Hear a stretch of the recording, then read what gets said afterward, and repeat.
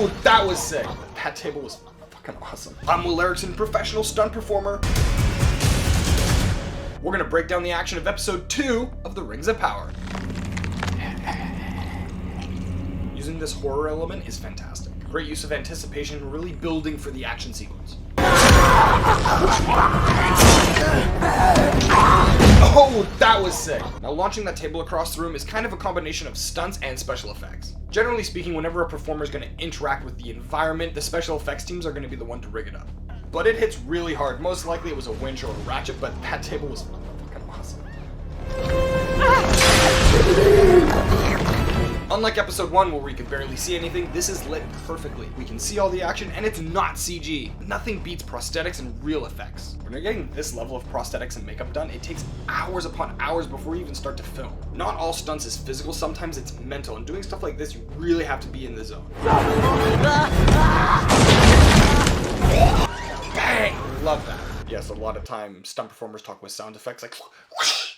It's just a thing we do. But again, a practical effect, he swipes the stairs and breaks it everywhere. And of course, to elevate it, they put a little action powder on it. Very Hong Kong cinema. But that little touch of dust really elevates the scene, and it's really cheap to do.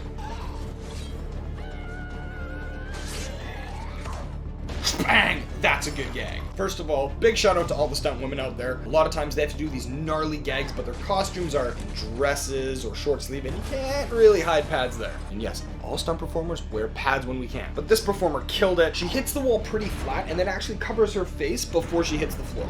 When you're a double, you have to try to hide your face the best that you can. This is just a small little hand pull. You attach the wire to the performer, then lead it through some rigging to some guy holding a rope. Just give him a little pop like that, and that creates more force into the wall, and then just let him go.